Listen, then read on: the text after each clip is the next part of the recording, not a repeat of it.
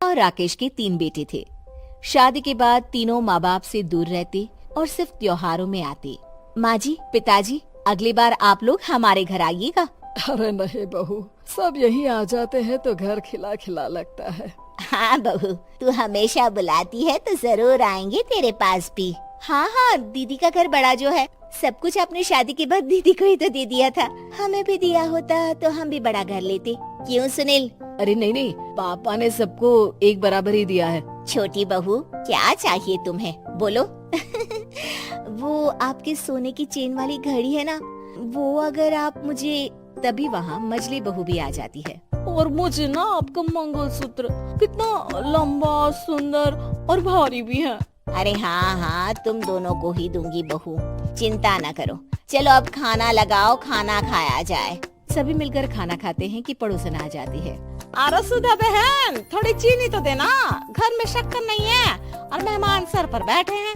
अरे छोटी बहू, चाची को शक्कर तो दे दो। अरे मछली दीदी, आप दे दीजिए ना, मैं यहाँ कम आती हूँ तो मुझे पता ही नहीं है कि सासू माँ सारी चीजें कहाँ रखती है। और तुम, मैं कौन सा यहाँ रोज शक्कर फाँकने के लिए आती हूँ, मुझे भी नहीं है पता।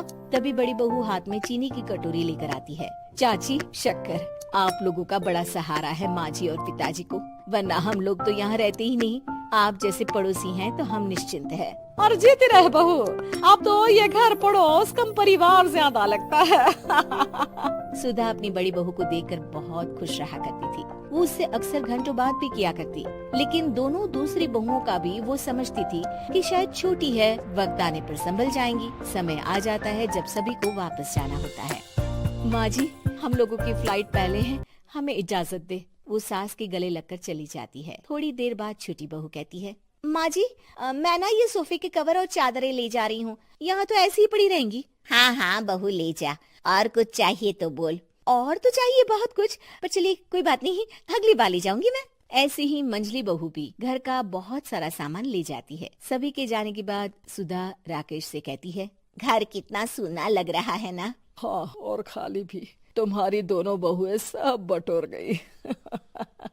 अरे ठीक है ना, हम दोनों ही तो हैं, कितना सामान लगेगा। फिर उन लोगों की नई गृहस्थी, इतना मत सोचा करे। समय बीतता है। ऐसे ही हर साल त्योहारों में सुधा और राकेश के बच्चों की बहू आते और जाते वक्त ढेर सारा सामान पैक कर कर ले जाती। लेकिन कुछ ही सालों में सुधा का देहांत हो जाता है। पिताजी, आप यहाँ अकेले क्या करेंगे? हम लोगों के साथ चलिए। अरे नहीं बहू, इस घर में सुधा की यादें हैं, मैं उसे नहीं छोड़ सकता हूँ। अब तुम लोगों की माँ नहीं रही। देख लो, वैसे तो मैंने उसके जीते जी सब कुछ दे दिया है, लेकिन कुछ उसका पर्सनल कीमती सामान था जो ये है, ले लो। सामान में होती है एक घड़ी और एक मंगलसूत्र। माँ जी ने कहा था कि वो ये घड़ी मुझे देंगी। हाँ, पिताजी, माँ ने सबके सामने ये घड़ी सरिता को देने के लिए कहा था। उठा लो सरिता माँ की घड़ी। अब क्या था, छोटी बहू फट से घड़ी उठा लेती है। और पिताजी, ये मंगलसूत्र तो माँ ने मुझे ही देने को कहा था, याद है ना? वो सभी की ओर इशारा करती है। तू भी ले ले ये हार बेटा, कोई बात नहीं। मंजली फटाक से हार उठा लेती है। ससुर बड़ी बहू की तरफ देखते हैं। तुझे क्या दूं बेटा? पिताजी, माँ ने एक चीज मेरे लिए भी रखी है। सभी के कान खड़े हो जाते हैं कि आखिर सास ने क्या रखा होगा बड़ी के लिए। अरे माँ जी तो दीदी से प्यार भी ज्यादा ही करती थी, हमेशा उनसे बात किया करती। जरूर कोई बड़ी और अपनी प्रिय चीज दी होगी दीदी को। और देख लेते हैं ना, वरना तो हम भी बराबर का बंटवारा करेंगे। हाँ, कर लेना बंटवारा। लेकिन बड़ी बहू, बताओ तो, सुधा ने क्या रखा है तुम्हारे लिए? अभी तो हम लोग यही हैं पापा जी, जब जाने लगेंगे तो बता दूंगी। बड़ी बहू के मुंह से ये बात सुनकर बाकी दो बहुएं सोचने लगती हैं कि आखिर क्या है जो दीदी को सासू माँ देकर गई हैं। दीदी, ऐसा तो नहीं ना कि पूरे घर का आधा हिस्सा माँ बड़ी भाभी को देकर गई हो? तभी वहाँ ससुर आ जाते हैं। नहीं, ऐसा कुछ नहीं है। मकान तो तुम तीनों का बराबर से है। देखो, बड़ी बहू से तुम्हारी सास ज्यादा जुड़ी थी, न जाने क्यों घंटों बात किया करती थी। पता नहीं क्या देकर गई है उसे। और ससुर जी, आपको क्या पता, चालाकी से पूरे घर के पेपर में साइन करवा लिए हो, या फिर कोई छुपा गहना। आखिर मकान पूरा तो आपने सासू माँ के नाम ही कर रखा था ना।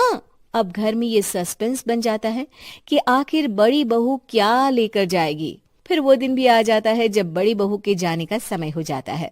बेटा, परसों तुम चली जाओगी, बताया नहीं माँ ने तुम्हें क्या दिया घड़ी और हार जो बेशकीमती था और तुम्हारी सास को सबसे ज्यादा प्रिय था, उसका तो बंटवारा भी हो चुका है। अब तुम्हारी बारी। हाँ पिताजी, आज मैं ये बात बताने ही वाली थी। माँ ने मुझे उससे भी बेशकीमती चीज दी है और वो है आप। आपसे अधिक प्रिय उन्हें कुछ नहीं था। माँ चाहती थी कि आप मेरे साथ रहें। चलिए पिताजी। बेटा, मेरे पास तो कोई पेंशन भी नहीं है और ना ही कोई प्रॉपर्टी। लेकिन आपके पास संस्कार है पिताजी, जो मेरे बच्चे आपसे लेंगे, तो आपको ले जाने पर स्वार्थ ही है मेरा। चलिए ना पापा। सभी के सामने पिताजी बड़ी बहू और बेटे के साथ उनके घर चले जाते हैं।